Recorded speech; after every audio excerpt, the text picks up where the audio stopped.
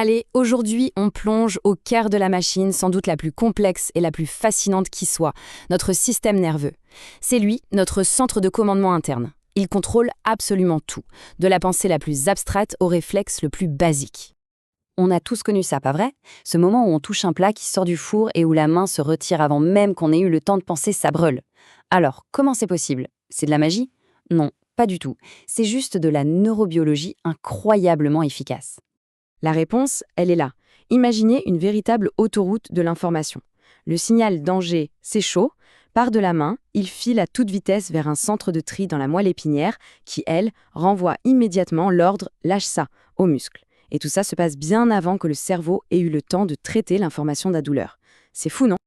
Ok, mais alors, comment se déroule ce voyage éclair concrètement?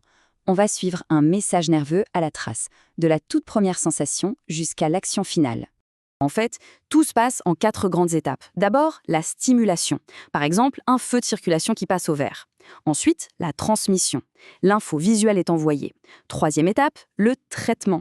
Le cerveau analyse et se dit « Ah, c'est vert, on peut y aller ». Et enfin, l'action. L'ordre est envoyé au pied pour appuyer sur l'accélérateur. C'est simple, c'est logique et surtout c'est d'une rapidité déconcertante. Au tout début de la chaîne, on trouve les organes récepteurs. Pensez à eux comme les capteurs du corps. Les yeux captent la lumière, la peau capte la température, les oreilles captent les sons. Bref, ce sont nos fenêtres sur le monde qui nous entoure. Une fois l'info captée, il faut bien la transporter. C'est là que les messagers entrent en scène, les nerfs. Et il y a 2 équipes. D'un côté, les nerfs sensitifs. Eux, ce sont les reporters. Ils remontent l'info depuis les capteurs jusqu'au QG. De l'autre côté, on a les nerfs moteurs. Eux, ce sont les forces spéciales. Ils transportent les ordres du QG jusqu'aux muscles pour passer à l'action. Et ce fameux quartier général, c'est quoi? Eh bien, ce sont les centres nerveux, le cerveau et la moelle épinière. C'est vraiment la tour de contrôle. C'est ici que toutes les informations arrivent, qu'elles sont analysées en un temps record et que les décisions sont prises. Bon, maintenant qu'on a la vue d'ensemble, faisons un petit zoom sur le grand chef, le big boss de toute cette opération, le cerveau. Il ne faut pas imaginer le cerveau comme un seul gros bloc. Non, c'est plutôt une super entreprise avec des départements ultra spécialisés. Regardez un peu. Ici, à l'arrière, le lobe occipital, c'est le service vision. Là, le cortex moteur, c'est le département action et mouvement. Chaque zone a son boulot bien précis et tout ce monde travaille en parfaite collaboration.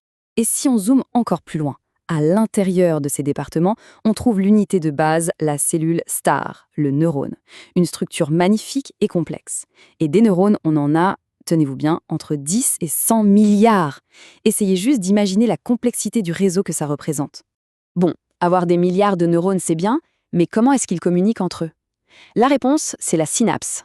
C'est un point de contact minuscule où un message électrique se transforme en un signal chimique pour sauter d'un neurone au suivant. C'est vraiment le cœur du réacteur, la clé de toute notre activité nerveuse. Donc, on vient de le voir, ce système est une merveille d'ingénierie. Mais, car il y a un mais, il est aussi très fragile. Alors maintenant, on va s'intéresser à ce qui peut le perturber. Quelles sont les menaces qui pèsent sur notre centre de contrôle? Première menace, une agression qu'on subit parfois tous les jours, le bruit. Là, l'image est sans appel. À gauche, on voit les cellules auditives de l'oreille interne, bien alignées, en pleine forme. Et à droite, après une exposition à un bruit trop intense, c'est le chaos. Elles sont détruites. Et le plus grave dans tout ça, c'est que ces dégâts sont permanents, irréversibles. Mais les menaces ne sont pas toujours aussi fracassantes. La deuxième est bien plus discrète, plus insidieuse. C'est la fatigue. La fatigue, ce n'est pas juste se sentir un peu à plat. C'est un vrai problème et ça se mesure. Ce graphique le montre très bien. Moins on dort, plus la vigilance s'effondre. Les temps de perception et de réaction s'allongent considérablement. En clair, tout notre système nerveux se met à tourner au ralenti. Et ce ralentissement général, il peut être amplifié de façon très dangereuse par un autre perturbateur de taille, l'alcool.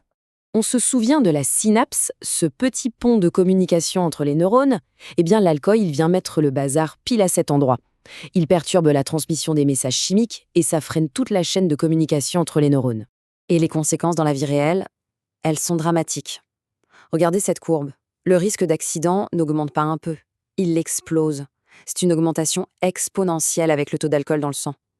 Ça montre bien qu'un système nerveux qui tourne au ralenti, ça peut avoir des conséquences terribles.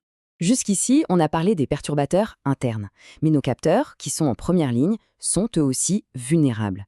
Ce qui nous amène à la 4e menace, les dangers qui menacent nos yeux. Et là encore, la comparaison est saisissante. une rétine en parfaite santé à gauche, et à droite, une rétine avec des brûlures permanentes après avoir regardé le soleil sans protection. C'est un rappel brutal que nos récepteurs visuels sont extrêmement délicats et qu'on peut les endommager pour toujours, en quelques secondes à peine. Après les dangers externes pour nos capteurs, revenons à une substance qui modifie le traitement de l'info de l'intérieur, la 5e menace, le cannabis. L'imagerie médicale moderne nous permet de voir le cerveau en pleine action, et ce qu'on observe ici est assez édifiant. En haut, l'activité d'un cerveau de non-consommateur. En bas, celle d'un consommateur régulier. La différence est frappante, non? On voit clairement que le cerveau ne s'allume pas de la même manière, que l'activité dans des zones clés est profondément modifiée. En conclusion, de la vitesse d'un réflexe à la complexité d'une pensée, notre système nerveux est tout simplement vital. C'est une merveille de la nature, mais c'est une merveille fragile. On vient de voir à quel point il est facile de le perturber.